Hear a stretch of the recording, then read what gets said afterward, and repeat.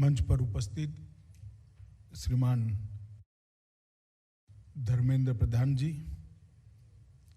भाजपा के राष्ट्रीय उपाध्यक्ष श्री वैजयंत पांडा जी, अध्यक्ष ओडिशा भारतीय जनता पार्टी श्री समीर मोहंती जी, विपक्ष के नेता श्री जयनारायण मिश्र जी, यहाँ की लोकप्रिय सांसद अपराजिता सारंगी जी, श्रीमती पुरंदेश्वरी जी हमारी राष्ट्रीय महासचिव है, और ओडिशा के संगठन की जिम्मेदारी भी उन्हीं के सर पर है। हमारे सचेतक श्री मोहन चरण मांझी जी, और आज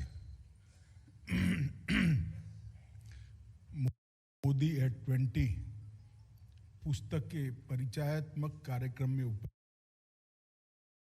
उपस्थित भुवनेश्वर के सभी गणमान्य भाइयों और बहनों को मेरा नमस्कार, प्रणाम।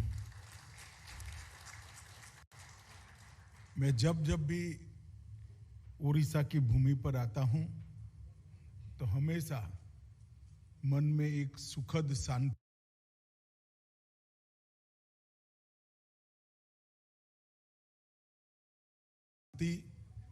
और संतोष का अनुभव होता है, क्योंकि ये महाप्रभु की भूमि है और महाप्रभु स्वयं इस भूमि पर विराजमान है। और मैं उस जगह से आता हूं जहां पर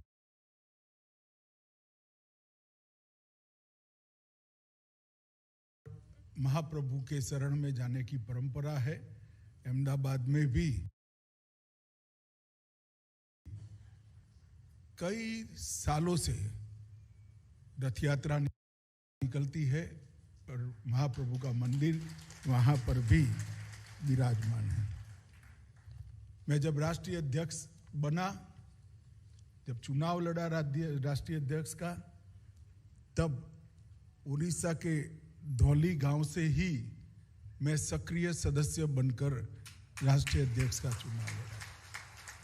ऐतिहासिक गांव में हमेशा जब कोई भी जाता है, स्वतंत्रता के लिए मर मिटने की, स्वतंत्रता के लिए खत्म हो जाने की भावना कितनी प्रदीप्त और प्रज्वल होती है, इसका अनुभूति होता है। वहीं पर कहने को तो कलिंगवासी पराजय हुए थे,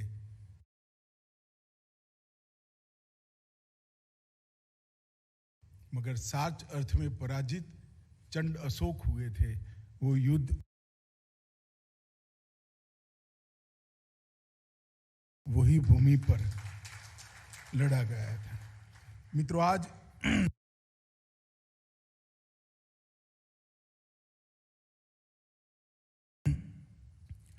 मोदी एट 20 पुस्तक के परिचय हेतु आज हम सब इस सभागार में और इसके नीचे एक सभागार में वर्चुअल मोड से एकत्रित आए हैं।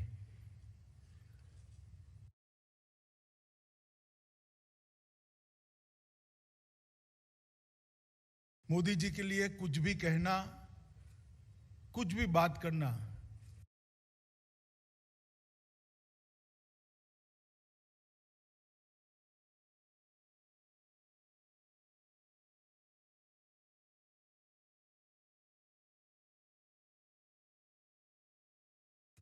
पहले गुजरात राज्य और फिर देश को इस महान बनाने के लिए इस देश की समस्या को समूल उखाड़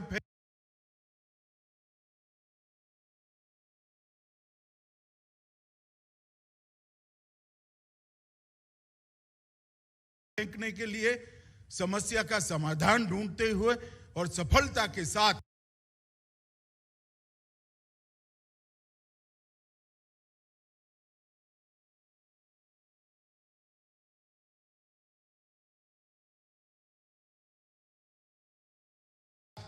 समग्र विश्व के अंदर देश के गौरव को प्रस्थापित करते हुए जो गाथा लिखी गई वो मोदी एट 20 है। मगर कोई मोदी एट 20 को समझना चाहता है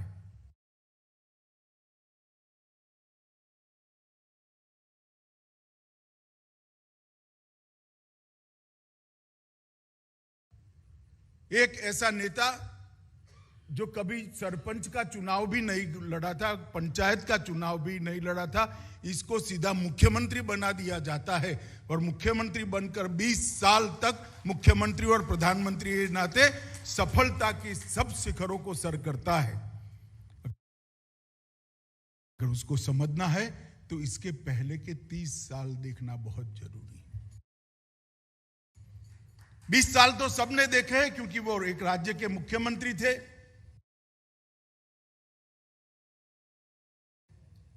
देश के प्रधानमंत्री थे।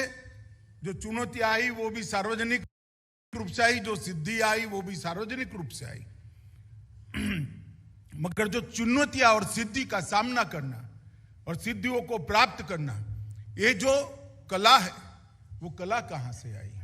अगर वो समझना है तो वो 30 साल की उनकी यात्रा जो एक कार्यकर्ता के नाते की गई, एक स्वयंसेवक नाते की गई, एक मूक समाज सेवक के नाते की गई, इसके अंदर जाना पड़ेगा। मित्रों, क्योंकि मैंने उनके साथ लंबे समय से काम किया है, मैंने अनेक समय पर उनको देखा है कि बुरे से बुरे वक्त में आशा रखते हुए, प्रचंड पुरुषार्थ करते हुए उसमें से मोदी जी को सफलतापूर्वक बाहर निकलते हुए मैंने देखा है। एक आदर्शवादी नेता जो लक्ष्य के अलावे, देश के अलावे, देश के गौरव और देश के भले के अलावे किसी की चिंता न करता हो, इस प्रकार के आदर्शवादी नेता का परिचय उसी 30 साल के अंदर हुआ है मित्रों। और जब अगर उनकी लड़ाई को आज समझते हैं, कई लोग कहते हैं कि मोदी जी का कंट्रीब्यूशन अनेक क्षेत्रों में बहुत बड़ा है, हम सब जानते हैं, मगर मोदी जी का सबसे बड़ा कंट्रीब्यूशन है कि इन्होंने इस देश के लोकतंत्र की जड़ों को पाताल तक गहरी करने का काम किया है। मैं 2 चीजों पर ही प्रकाश डालना चाहूंगा। मोदी जी ने जब से वो मुख्यमंत्री बने, देश के प्रधानमंत्री बने, पार्टी के संगठन का काम देखते थे, तब से इस देश की राजनीति को 60 के दशक के बाद 3 नासुरों ने ग्रसित किया था। परिवारवाद, तुष्टीकरण और भ्रष्टाचार। ये 3 ऐसे नासूर थे जिसने सभी लोकतांत्रिक मूल्यों का ह्रास किया था।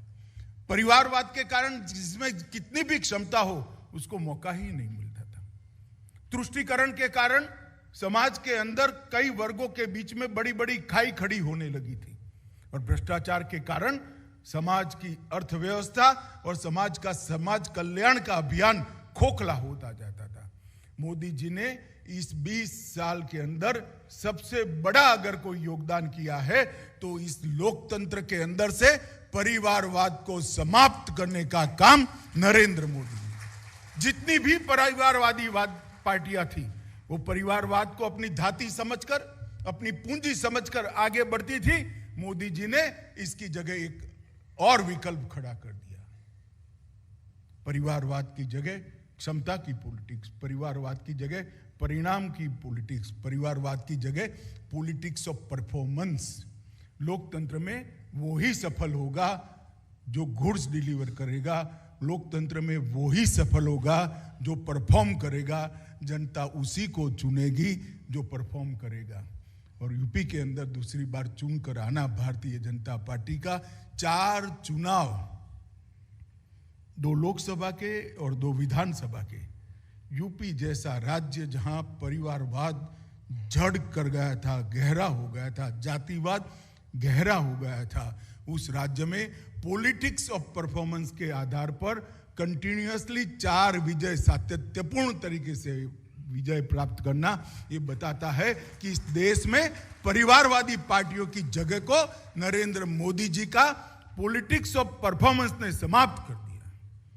और मैं इस मंच से कोई डर के बगैर कह सकता हूं कि जितनी भी परिवारवादी पार्टियां हैं, या तो उनको बदलना पड़ेगा, उनको बार बार, अगर नहीं बदलते हैं तो बार बार पराजय की तैयारी रखनी पड़ेगी। इस देश की जनता अब परिवारवादी राजनीति को नहीं कर सकती। तुष्टीकरण,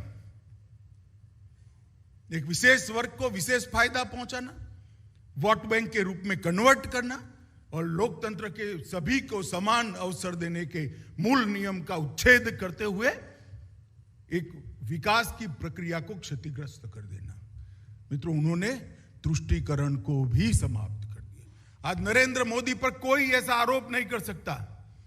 ढेर सारी स्कीमें जो 80 करोड़ गरीबों के लिए बनी, 60 करोड़ गरीबों के लिए बनी, दोनों प्रकार के वर्ग के लिए बनी हुई स्कीमों में कोई आरोप नहीं कर सकता कि कभी भाजपा का जो समर्थक नहीं है उसको गैस का सिलेंडर नहीं मिला, या उसको कभी भी कोई आरोप नहीं कर सकता कि आयुष्मान भारत का कार्ड नहीं मिला है। कोई आरोप नहीं कर सकता। सबको समान अवसर मिला है, मगर किसी को विशेष नहीं मिलने दिया क्योंकि वो मुझे वोट देता है इसलिए उसको ज्यादा मिल जाएगा, ऐसा भी नहीं किया। तुष्टीकरण की राजनीति को मोदी जी ने समाप्त कर दिया। और मोदी जी ने सबसे बड़ा काम किया, इस देश में से भ्रष्टाचार नाम के शब्द पर सबसे बड़ा क्वेश्चन मार्क कर दिया। आज 130 करोड़ की जनता नरेंद्र मोदी के शासन के बाद इस विषय पर दृढ़ संकल्पित है कि जो भ्रष्टाचार करेगी वो पार्टियों को हम रिपीट नहीं करेंगे। तत्काल चाहे थोड़ा सफलता मिल जाए, मगर मोदी जी की जगह एट 20 पर पहुंचना है तो भ्रष्टाचार इस देश की जनता सहन नहीं करेगी। 12 लाख करोड़ के घपले घोटाले भ्रष्टाचार करी हुई कांग्रेस के नेतृत्व वाली यूपीए सरकार के बाद मोदी जी आए हैं। 8 साल में हमारे विरोधी भी हम पर भ्रष्टाचार का एक भी आरोप नहीं लगा पाए हैं, एक भी आरोप नहीं लगा पाए।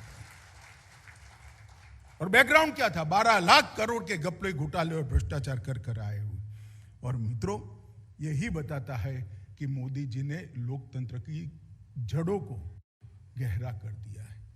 दूसरा, 2012 से 14 का कालखंड याद कीजिए। पूरे देश के अंदर एक प्रकार की शंका पैदा हो गई थी, आत्मविश्वास चला गया था। लोग मानते थे कि multi party democratic parliamentary system, हमारी बहुपक्षीय लोकतांत्रिक संसदीय व्यवस्था विफल हो गई है। ये हमारे देश को आगे नहीं ले जा सकती है, क्योंकि 10 साल तक यूपीए की जो सरकार चली वो इस तरह से चली जैसे सरकार का कोई प्रधानमंत्री ही नहीं था। लोग ढूंढते थे प्रधानमंत्री कहां गायब है। प्रधानमंत्री को कोई प्रधानमंत्री नहीं मानता था और हर मंत्री अपने आप को प्रधानमंत्री मानता था। इस प्रकार की सरकार आ गई है। जैसा मैंने कहा, 12 लाख करोड़ के घपले घोटाले भ्रष्टाचार हुए। देश में, दुनिया में देश की साख नीचे नीचे नीचे चली जाती थी। आंतरिक सुरक्षा और बाह्य सुरक्षा दोनों चरमराई हुई थी। दुश्मन देश से आतंकवादी घुसकर हमारे जवानों के सर काट कर ले जाते थे। दिल्ली के दरबार में किसी के माथे पर जू नहीं रेंगती थी, उफ करने की हिम्मत नहीं थी। और उसके बाद में समग्र जनता के अंदर एक बहुत बड़ा सवाल था कि हमारी लोकतांत्रिक व्यवस्था विफल होने के कगार पर आ गई है। मित्रों, 2014 में भारतीय जनता पार्टी ने मोदी जी को, उनके नेतृत्व में हम जीतेंगे तो उनके प्रधानमंत्री बनाएंगे, ऐसा घोषित कर एक चुनाव लड़े और देश की जनता ने एक ऐतिहासिक फैसला दिया। 2/3 बहुमत के साथ 30 साल के बाद पहली पूर्ण बहुमत की सरकार हुई। और इसके बाद जो परिवर्तन हुआ, हम देखते हैं मित्रों, भ्रष्टाचार का नामो निशान खत्म। एक निर्णायक नेतृत्व बाहर है, पॉलिसी पैरालिसिस खत्म हुआ, ढेर सारी पॉलिसियां बनी और देश आगे बढ़ रहा है। सुरक्षा के नाम पर अगर उन्होंने गलती कर भी ली तो उनके घर में घुसकर एयर स्ट्राइक और सर्जिकल स्ट्राइक कर दंडित करने का हौसला आज भारत का है। ये गौरव जो पैदा हुआ है जनता के अंदर, उसने वो गवाया हुआ जो आत्मविश्वास था, गवाया हुआ विश्वास था, उसको पुनर्जित करा है। आज जन जन मानता है कि हाँ, हमारा देश यही संविधान के तले, यही लोकतांत्रिक व्यवस्था के साथ आगे बढ़ सकता है और विश्व में सबसे ऊपर सर्वोच्च स्थान पर भी हम पहुंच सकते हैं। जनता का ये आत्मविश्वास पैदा करने का काम अगर किसी ने किया है तो नरेंद्र मोदी जी ने भी किया है। और मित्रों, उन्होंने फैसले भी इस तरह से लिए। पहले राष्ट्रपति चुनने का अवसर आया, एक दलित घर के गरीब एडवोकेट को, श्रीमान रामनाथ कोविंद को महामहिम रामनाथ कोविंद बनाकर दलितों के मन में एक विश्वास पैदा करने का काम किया। और दूसरी बार जब मौका आया तो इसी ओडिशा की पावन धरती की बेटी, जनजातियों में सबसे गरीब जनजाति की बेटी और सबसे गरीब के घर में पैदा हुई द्रौपदी मुर्मू को महामहिम राष्ट्रपति द्रौपदी मुर्मू के स्थान पर विराजमान। आप कल्पना कर सकते हैं इस समाजों के मन में कितना बड़ा आत्मविश्वास खड़ा होता है। मैं आज ही सुबह बता रहा था एक कार्यक्रम में, मैं संविधान की सभा का पूरा अध्ययन किया है। संविधान सभा में सभी वर्गों को, सभी प्रांतों को, सभी क्षेत्रों को भी समाहित करने का प्रयास किया गया था। एक कमी रह गई थी, इसमें एक भी ट्राइबल महिला नहीं थी। ट्राइबल तो थे परंतु ट्राइबल महिला नहीं थी। आज वही संविधान ने एक दलित, एक गरीब ट्राइबल महिला को देश का राष्ट्रपति चुना है। आज लोगों को साफल्य, संविधान का साफल्य का अनुभव होता है। मित्रों, मोदी जी हमेशा इसलिए सफल होते हैं कि उनके सोचने की गति ऊर्ध्व गति है, हमेशा ऊर्ध्व सोचते हैं। जैसे दीपक की लौ हमेशा ऊर्ध्व दिशा में जाती है, इस प्रकार से मोदी जी की सोच भी हमेशा ऊर्ध्व दिशा में जाती है। मित्रों, मैं मोदी जी के साथ बहुत समय से काम किया। अंग्रेजी की एक कहावत है मित्र, blood is thicker than water. जो अपना होता है, खून का जिससे रिश्ता होता है, वो दूसरों से ज्यादा प्यारा होता है। हमारा भी अनुभव है। आप लोग सहमत हैं ना इस थ्योरी से, blood is thicker than water. मगर मोदी जी ने इस कहावत को उल्टा कर दिया है। उनके परिवार को कोई नहीं जानता, सामान्य आदमी का जीवन जी रहे हैं और पूरा 130 करोड़ की जनता उनका परिवार बन गई है। एक व्यक्ति अपने परिवार को भुलाकर 130 करोड़ लोगों को अपना परिवार मानकर जब जीवन का क्षण क्षण और शरीर का कण कण 130 करोड़ लोगों के कल्याण के लिए समर्पित कर सकता है, तभी मोदी नाम का व्यक्ति बनता है, तब तक नहीं बनता है। और दिए की लौ की तरह जलना, हमेशा ऊर्ध्व गति से सोचना, परायों को अपना बनाकर उनका ही सोचना और उनके जीवन के लिए सर्वस्व न्यौछावर कर देना। मित्रों, ये संस्कार बहुत कम लोगों में होते हैं, जिसमें से एक व्यक्ति नरेंद्र मोदी है। मैंने उनके साथ रहते रहते एक अति संवेदनशील व्यक्ति को देखा है, जिसके मन में देश के दलित, पददलित, आदिवासी, पिछड़े और गरीबों के लिए अपार संवेदनशीलता मैंने देखी है। हर फैसला करते वक्त सबसे पहले जो भारतीय जनता पार्टी की नीति है, अंत्योदय की, गरीब कल्याण की, इसके अनुसार सबसे पहले गरीब की सोचना, वो मोदी जी की प्रकृति बन गई है। मैंने उनको एक कर्मठ कार्यकर्ता के नाते भी देखा है। ठीक है, पहले तो काम करते थे, स्कूटर पर दौरा करते थे, कार्यकर्ताओं के घर पर भोजन करते थे, भारतीय जनता पार्टी और पहले संघ का, संगठन का काम देखते थे। मेहनत करना स्वाभाविक था। मगर प्रधानमंत्री बनने के बाद भी जब भी चुनाव आता है, मैं दावे से कह सकता हूं, भारतीय जनता पार्टी के देश भर में किसी भी कार्यकर्ता से ज्यादा परिश्रम अगर कोई करता होगा तो नरेंद्र मोदी नाम का कार्यकर्ता करता होगा। एक कर्मठ कार्यकर्ता जब देश का नेतृत्व करता है, एक कर्मठ कार्यकर्ता जब पार्टी का नेतृत्व करता है, तब चुनाव में विजय सुनिश्चित हो जाती है। और ये विजयों की श्रृंखला जो मोदी जी के आने के बाद दिखाई पड़ती है, वो उनके कर्मठ कार्यकर्ता के। एक स्टेट्समैन को भी मैंने उनके अंदर देखा है, जो 125 करोड़ भारतीयों के विश्वास का प्रतिनिधित्व दुनिया भर में करता है। जब दुनिया के अंदर ग्लोबल वार्मिंग और पर्यावरण के लिए चर्चा होती है, दुनिया का तापमान बढ़ रहा है और जलवायु परिवर्तन के लिए जब चर्चा होती है, अच्छे अच्छे देश भाग जाते हैं, तब मोदी जी खड़ा होकर कहते हैं कि हमें तो वेदों ने सिखाया है, ये दुनिया, ये पृथ्वी मेरी माता है, उसकी रक्षा करना मेरा दायित्व है, मैं पृथ्वी का पुत्र हूं, भारत पीछे नहीं हटेगा। और शर्म के मारे सारे विदेश के देश वहां पर पेरिस समझौते में साइन करते हैं, तब भारत का जन जन का गौरव बढ़ जाता है। यूएन की असेंबली में पहली बार संबोधन करते हुए कहते कि जिन्होंने दवाइयां बनाई है उन्होंने दुनिया का भला किया है, मगर मेरे देश ने एक ऐसी पद्धति बनाई है जिससे दवाइयों की कभी जरूरत ही न पड़े। और योग को योग दिन मनाने का वो प्रस्ताव करते हैं। सिर्फ 70 दिन के अंदर दुनिया के 170 देश, 70 दिन के अंदर दुनिया के 170 देश योग दिन के प्रस्ताव को स्वीकार करते हैं। और हमारी धाती है, हमारी जो संस्कृति है, ये योग का विज्ञान आज पूरी दुनिया ने स्वीकार लिया है। और योग दिन के दिन भी दुनिया भर के लोग योग करते हैं। तब मालूम पड़ता है कि भारत का नेता अगर आत्मविश्वास के साथ दुनिया के मंच के सामने हमारी संस्कृति को, हमारे गौरव को रखता है, तो इसकी स्वीकृति इतनी ही स्वाभाविक है जितना कोई भी बड़े से बड़े देश का नेता रखता है। मित्रों, टीम लीडर के नाते किसी भी पार्टी की सरकार हो, देश के प्रधानमंत्री के नाते इन्होंने कभी भी वहां किस पार्टी की सरकार है नहीं सोचा है। कोरोना में मैंने देखा है, विपक्ष के मुख्यमंत्रियों का भी फोन आता था, तुरंत ही वहां दवाई पहुंचानी हो, ऑक्सीजन पहुंचाना हो, वहां मेडिकल की टीम भेजनी हो, वहां असिस्टेंस भेजना हो, कभी भी कुछ नहीं। टीम लीडर के नाते, टीम इंडिया के लीडर के नाते हर राज्य को संरक्षित और संवर्धित करने का हमने देखा है। मित्रों, बड़े भावुक नेता है, इमोशनल आदमी है। 20 साल से मोदी जी ने दिवाली कभी भी अपने घर पे नहीं मनाई है। 20 साल से दिवाली हमेशा से बॉर्डर पर सेना के जवानों के साथ। ये भावना जो है, ये संवेदनशीलता है, वो मोदी जी को महान बनाता है।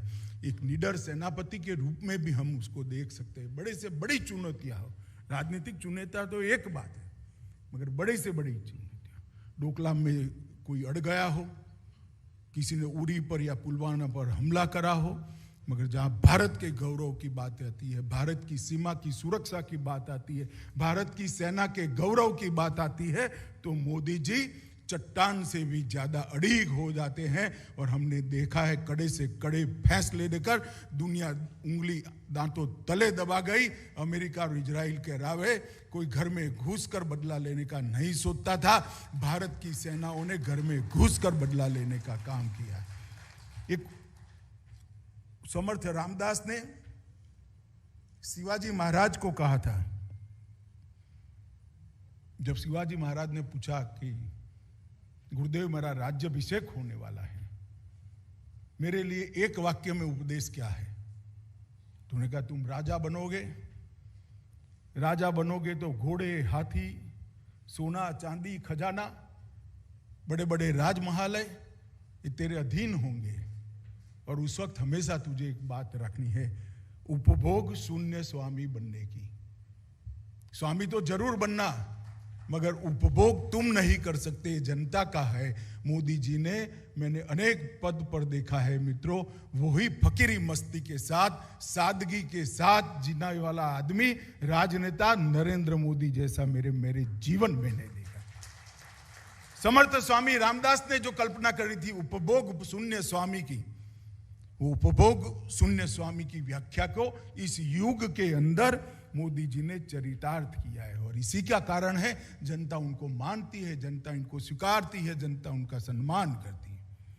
मित्रों, एक देश का प्रधानमंत्री, 130 करोड़ की जनता का प्रधानमंत्री, एक वायु प्रवचन कर देश के नाम के संदेश में कह दे कि कल जनता कर्फ्यू है, सरकार की कोई पाबंदी नहीं है।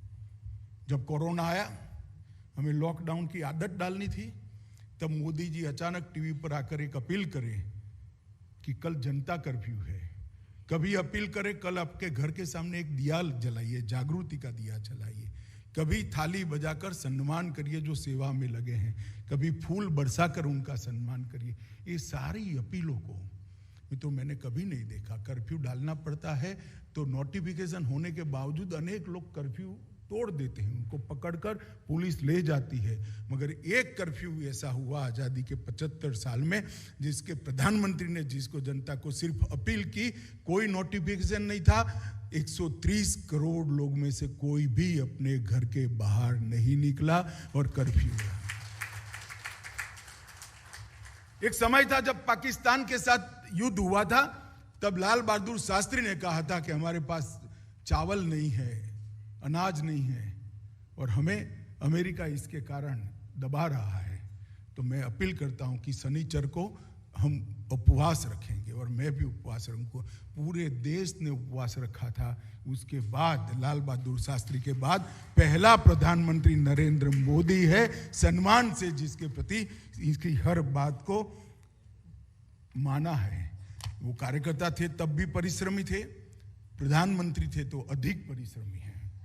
कार्यकर्ता थे तब भी मैंने काम करते हुए देखा है, प्रधानमंत्री है तब भी काम करते हुए दिखा है। दिन में 16 घंटा 18 घंटा, कई बार तो 20-20 घंटा काम करना, सतत काम करना, अहर्निश काम करना उनका स्वभाव है।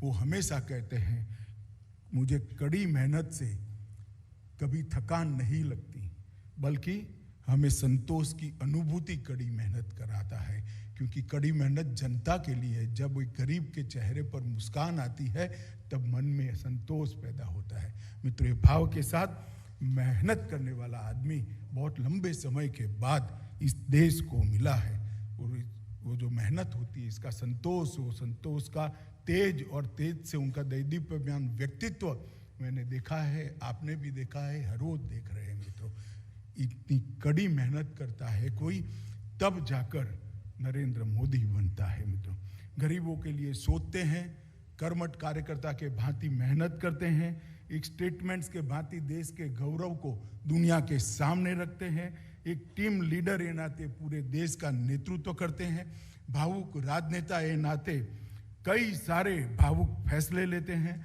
निडर सेनापति ए नाते अड़िग चट्टान की तरह खड़े हो जाते हैं और उपभोग शून्य स्वामी होता है। तभी जाकर नरेंद्र मोदी बना जाता है। मित्रों, ये नरेंद्र मोदी बनने की जो प्रक्रिया है वो बहुत कठिन है। मित्रों, मोदी जी की कार्यशैली को हम ध्यान से देखें तो उनकी नीतियां जो है वो मानवता में से जन्म लेती हैं। सर्व समाज के कल्याण की भावना के साथ वो नीतियों के बनाते हैं। उनका संकल्प है नए भारत के निर्माण का संकल्प, दुनिया में हर क्षेत्र के अंदर सर्वोच्च स्थान पर बैठे हुए भारत का संकल्प और शासन की कुनीतियों को समाप्त करने की दृढ़ इच्छा शक्ति भी उनके अंदर दिखाई सकती है। और जन भागीदारी के अलावा जनता की समस्याओं का समाधान नहीं हो सकता, वो उनका दृढ़ विश्वास है। कोई भी योजना लेकर आते हैं, कोई भी स्कीम लेकर आते हैं तो इसके अंदर जन भागीदारी का तत्व बहुत बड़ा होता है। और मित्रों, जन भागीदारी के कारण ही नरेंद्र मोदी जी को इतनी बड़ी सफलता मिली है। मित्रों, गुजरात के मुख्यमंत्री थे तब भी कई सारे लैंडमार्क डिसीजन लिए थे। मैं गिनाने जाऊंगा तो बहुत लंबा समय होगा, मगर कुछ चीजें मैं जरूर बताऊं। उन्होंने गुजरात के अंदर देश में सबसे पहले आपदा प्रबंधन के लिए अगर किसी ने सोचा तो नरेंद्र मोदी जी ने सोचा था। गुजरात के अंदर जो भूकंप आया उसके बाद आपदा प्रबंधन की शुरुआत नरेंद्र मोदी जी ने की। उन्होंने पावर की क्राइसिस जो थी इसके मूल से सॉल्यूशन की दिशा में गए। हर गांव में, देश में हर गांव में 24 घंटा बिजली अगर पहली बार कोई एक राज्य में पहुंची तो हमारे गुजरात के अंदर पहुंची थी। कृषि महोत्सव के माध्यम से 10% का कृषि विकास दर, 10% का कृषि विकास दर देश में सबसे पहले अगर कोई लाया तो नरेंद्र मोदी जी लाया। प्राथमिक शिक्षा के अंदर 2 चीजें ऐसी है, धर्मेंद्र प्रधान जी यहां बैठे हैं, जो सबसे कठिन मानी जाती थी, drop out ratio and 100% enrolment. Modi ji अपने शासन के अंदर ड्रॉप आउट रेशियो को लगभग 0 तक ले गए और 100% एनरोलमेंट को भी उन्होंने अचीव करने का काम किया और बेटी बढ़ाओ बेटी पढ़ाओ के माध्यम से जेंडर रेशियो भी ठीक करने का काम किया। गुजरात एक ऐसा प्रदेश है जहां जल की बड़ी कठिनाई होती थी। हमारा 80% जल गुजरात के 9% हिस्से में था और बाकी 91% हिस्से में 20% जल था। ऐसे समय जल संचय के अभियान से 20 फुट से लेकर 80 फुट तक भूगर्भ पानी के जल स्तर को ऊपर उठाने का काम नरेंद्र मोदी जी ने किया। वनबंधु कल्याण योजना और सागर खेडू कल्याण योजना लाकर सर्वसमावेशी सर्वस्पर्शी विकास का एक मॉडल खड़ा किया। और मित्रों, एक सबसे बड़ा काम जो बहुत चर्चा में नहीं आया है, इंस्टीट्यूशनल डिलीवरी की संख्या 22% से 92% ले जाने का काम सिर्फ 5 साल के अंदर नरेंद्र मोदी जी ने गुजरात में किया था, जिससे माता मृत्यु दर और बाल मृत्यु दर को बहुत कम करने में गुजरात उस जमाने में चोटी पर था। माता को न मरने देना, बालक को न मरने देना, ये संकल्प के साथ ही करे थे। ये मैं इसलिए बताता हूं कि इसमें से कुछ आपने नहीं सुना होगा। अगर कोई नेता होता है, छोटा सा भी काम करता है तो प्रसिद्धि करता है, अपने गुणगान कराता है, परंतु ये सारी चीजें जो लैंडमार्क चीजें हैं आपने किसी ने नहीं सुनी होगी। मगर काम हुआ है, परिवर्तन हुआ है और परिणाम भी मिले हैं। मोदी जी को कई बार देखते हैं तो लोग उनकी योजनाओं को टुकड़े टुकड़े में देखते हैं। मोदी जी कभी भी टुकड़े टुकड़े में नहीं सोचते। उनका अप्रोच समस्या का संपूर्ण समाधान का है। मैं बहुत सारे उदाहरण, इतना समय नहीं होता है, मगर मैं स्वास्थ्य क्षेत्र का उदाहरण जरूर देना चाहता हूं। सबसे पहले स्वास्थ्य के क्षेत्र के अंदर आज जो संपूर्ण क्रांति हुई है, इसमें सबसे पहले मोदी जी ने स्वच्छता अभियान चलाया। आज भी आपके घर में एक छोटा सा बालक है और एक पिपरमिंट खाकर उसका छिलका नीचे डालने का प्रयास करिएगा, बालक तुरंत रोकेगा कि दादाजी वहां नहीं डाल सकते, कचरा पेटी में डालिए, कचरा नहीं डालना। स्वच्छता के संस्कार को नई पीढ़ी तक, नीचे तक उतारने का काम नरेंद्र मोदी जी। मगर उस वक्त हमें मालूम नहीं पड़ा, देश में किसी ने नहीं सोचा कि स्वच्छता के पीछे स्वास्थ्य की चिंता है। जब गंदगी होती है उसमें से ही बीमारी पैदा होती है। उसके बाद हर घर में शौचालय पहुंचाने का कार्यक्रम लेकर आए। 10 करोड़ घरों के अंदर 5 साल के अंदर शौचालय पहुंचाकर महिलाओं को सम्मानित करने का काम किया और देश को स्वच्छ करने का काम। मित्रों, आप कल्पना करिए, जिस घर में शौचालय न हो उस घर की महिलाओं की स्थिति क्या होगी। भुवनेश्वर में आपको एक कल्पना नहीं आ सकती, मगर मयूरभंज जिले के किसी गांव के अंदर जाकर आप देखिएगा तो आपको ये विडंबना, ये दुर्भाग्य इस देश की बच्चियों का, महिलाओं का समझ में आएगा। मोदी जी ने 10 करोड़ घर में शौचालय बनाकर स्वास्थ्य को भी ठीक किया, महिलाओं के सम्मान को भी। फिट इंडिया मूवमेंट लेकर आए, उसको भी साथ के स्वास्थ्य के साथ जोड़कर वो लेकर आए। फिर योग दिन बनाने का काम किया, रोग शरीर के अंदर आ ही न पाए इस प्रकार के शरीर की रचना करना।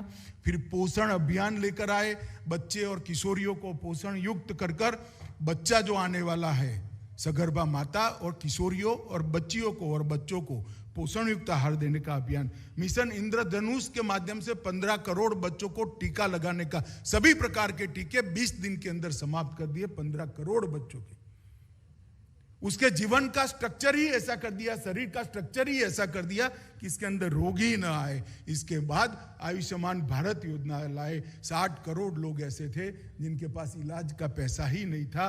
5 लाख तक का पूरा इलाज देश के 60 करोड़ गरीबों का मोदी जी ने फ्री ऑफ कॉस्ट कर उनके इलाज की सुविधा को करे। हमारे पास डॉक्टर नहीं थे। 5 साल के अंदर हर जिले में एक कॉलेज बढ़ाने का संकल्प किया और रिकॉर्ड सीटें बढ़ाने का काम किया। मैं आंकड़ों की माया जाल में जाना नहीं चाहता, मगर एक और 70 साल के मेडिकल सीटों की बढ़ोतरी है और एक और मोदी जी के 5 साल के सीटों की बढ़ोतरी है। इतने डॉक्टर अब देश के अंदर ज्यादा बढ़ेंगे और वेलनेस सेंटर के माध्यम से पीएचसी सीएचसी को भी अपग्रेड करने का काम किया। एक स्वास्थ्य नाम की समस्या के पर 13 बिंदुओं में बांटकर किस प्रकार से समग्रता से सोचकर मोदी जी काम कर रहे हैं, वो एक बहुत बड़ा क्षेत्र है। मित्रों, जहां तक कोरोना का सवाल है, हमने देखा है मोदी जी किस प्रकार से कोविड के समय में आपदा को अवसर में बदला है। दुनिया के बड़े बड़े देश जो हमसे बहुत आगे माने जाते हैं, उनका वैक्सीनेशन आज भी समाप्त नहीं हुआ। हम आज तीसरा डोज फ्री ऑफ कॉस्ट लगा रहे हैं मित्रों।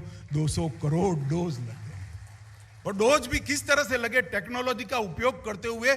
आप गए, लाइन में तो खड़ा रहे, मगर साथ में कॉफी भी पिला दी, डोज भी लगा दिया, 20 मिनट आपको आराम के लिए कुर्सी में बिठाया भी, और 30 सेकंड के अंदर आपके मोबाइल पर सर्टिफिकेट भेज दिया, you are vaccinated, don't worry.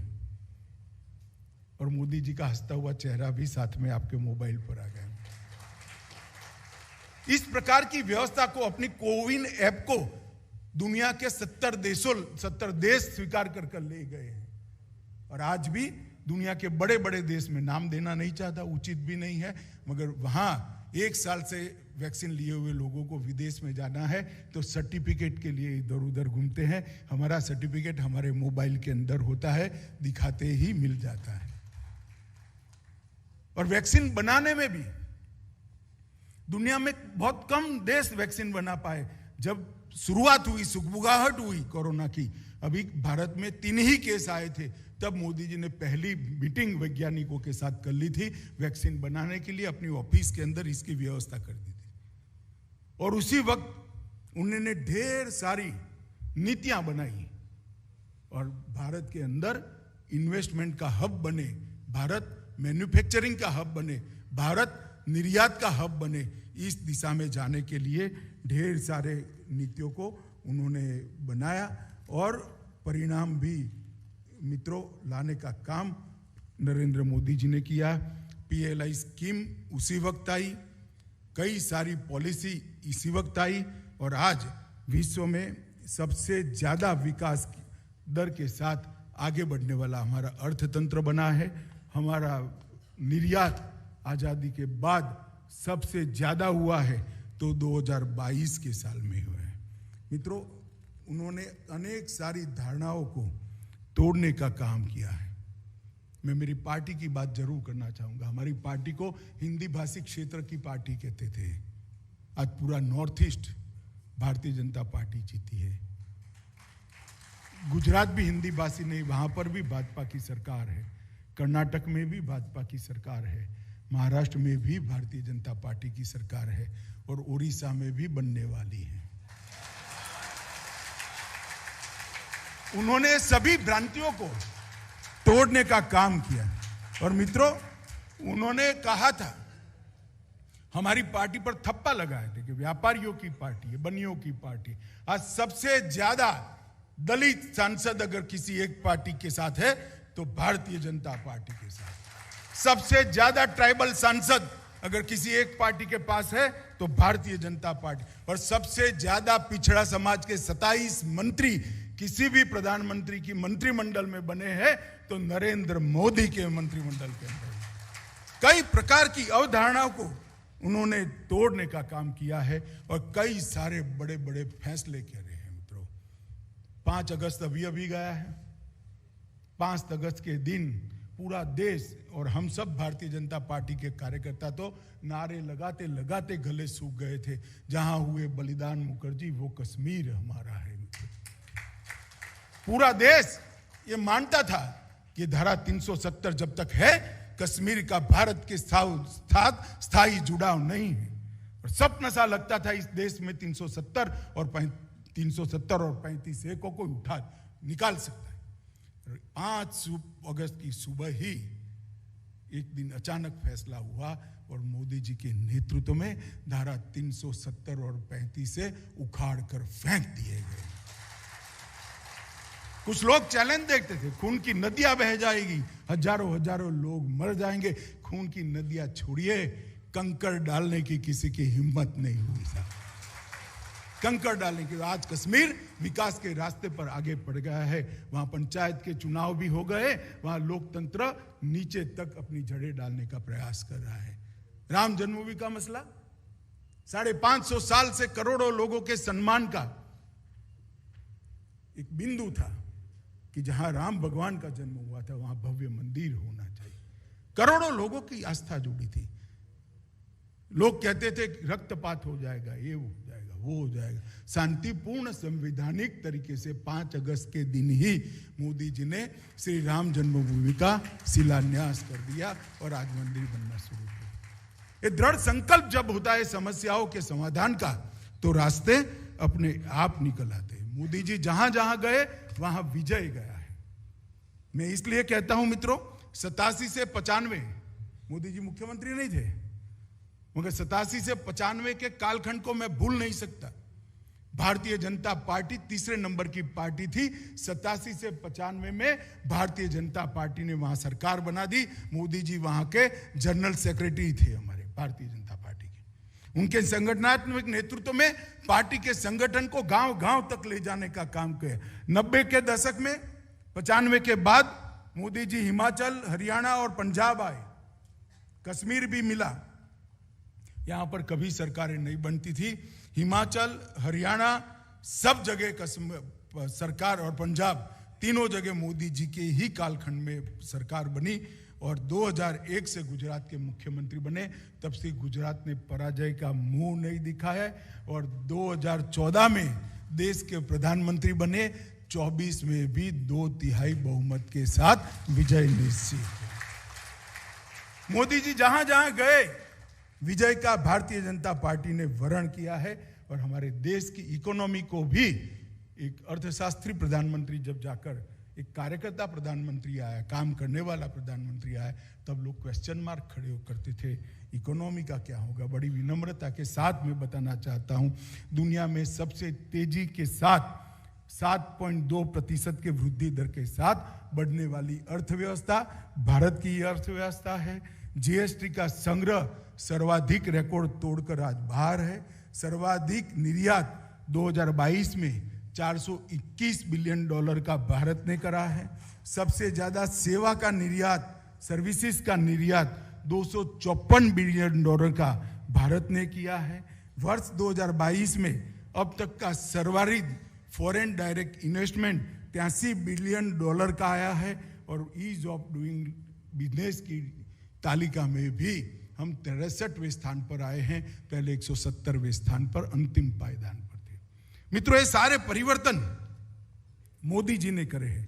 PLI, उत्पादन लिंक प्रोत्साहन और ढेर सारे गरीब कल्याण के कार्यक्रम। 9 करोड़ लोगों को एलपीजी दिया, गरीबों को 11 करोड़ शौचालय बनाए, 8 करोड़ घरों में शुद्ध पीने का पानी पहुंचाया, लगभग 3 करोड़ परिवारों को बिजली का कनेक्शन देने का काम किया, 11 करोड़ किसानों को अब तक 1.5 लाख करोड़ रुपया हर साल 6,000 रुपया उनके बैंक अकाउंट में ट्रांसफर किया, 2 करोड़ लोगों को घर देने का काम किया, 5 लाख तक का स्वास्थ्य बीमा 60 करोड़ लोगों को देने का काम किया, 43 करोड़ लोगों को बैंक का अकाउंट दिया और डायरेक्ट बेनिफिट ट्रांसफर से लगभग 52 मंत्रालयों की 300 स्कीमों का 23 लाख करोड़ रुपया 5 साल में गरीब के बैंक अकाउंट में सीधा ट्रांसफर करने का काम भारतीय जनता पार्टी की मोदी सरकार ने।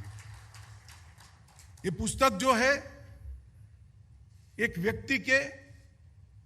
व्यक्तित्व के अनेक आयामों को परिचय करने वाली है। इसमें एक संवेदनशील नेता का भी परिचय है, इसमें गुड गवर्नेंस के लिए काम करने वाला सुधारक का भी परिचय है, इसमें समाज की समस्याओं को जड़ मूल के साथ समाप्त करने वाला समाज सुधारक और प्रशासक का भी परिचय है। इसके अंदर पार्टी की जड़ों को पाताल तक गहरी कर पार्टी को कश्मीर से कन्याकुमारी और अटक से कटक तक फैलाने वाले नेता का भी परिचय है। अनेक प्रकार के मोदी जी के व्यक्तित्व के कई आयामों को, उनका जो व्यक्तित्व बहुआयामी है, हर आयाम के व्यक्तित्व के हर आयाम का परिचय मोदी एट 20 के अंदर है। और मित्रों, मैं आपको अंत में मोदी एट 20 के लिए इतना ही कहता हूं कि ये पुस्तक बहुत अधूरी है। मोदी इससे बहुत बड़ा आदमी है, इसका वर्णन ही नहीं हो सकता। बहुत सारे आयामों को इसके अंदर किसी न किसी ने लिखने, मैंने भी कुछ लिखा है, मगर मैं खुद कहता हूं कि पुस्तक अधूरी है। मोदी बहुत बड़े व्यक्ति है और देश का सौभाग्य है कि पूरा विश्व जिस व्यक्ति को नेता मानता है, वो नेता हमारा है, भारत का है और भारत का नेतृत्व है। ये हम सब के लिए गौरव का विषय है मित्रों। देश की आजादी के रजत जयंती भी आई, सुवर्ण जयंती भी आई, अमृत महोत्सव भी आया। किसी ने भी 25 साल 50 साल को, मैं किसी की टीका टिप्पणी करने नहीं आया हूं, देश के भविष्य के साथ जोड़कर नहीं दिया। अमृत महोत्सव को मोदी जी ने जन जन का महोत्सव बनाया। आज बच्चा बच्चा तिरंगा लेकर घूमता है, इसके मन में राष्ट्र भावना जागृत होती है। और मेरी बात याद रखना, 13 से 15 तारीख में 20 करोड़ भारतीय अपने घर पर तिरंगा फहराने वाले हैं। आप भी जरूर फहराएं। आजादी के अमृत महोत्सव का उपयोग देश के हर नागरिक के मन में देशभक्ति को जागृत करने के लिए करना।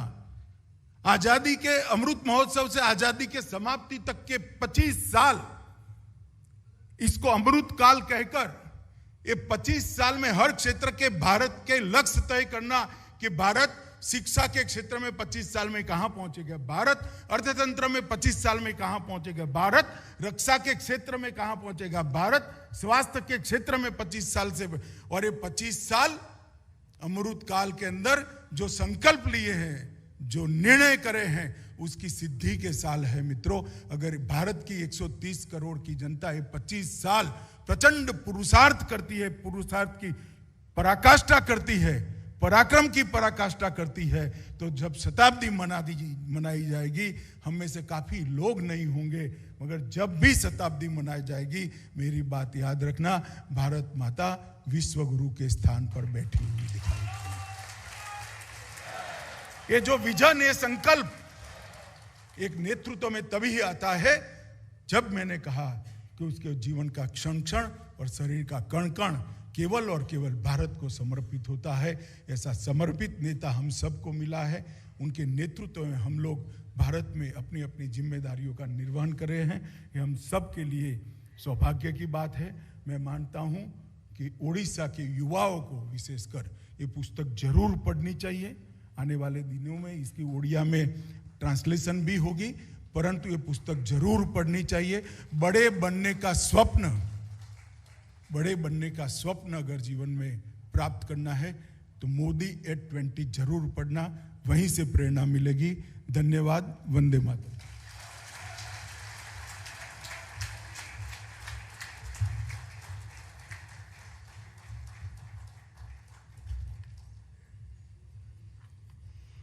धन्यवाद गृहमंत्री महोदय। केवल गोटे आलेख्य नुहे, गृहमंत्री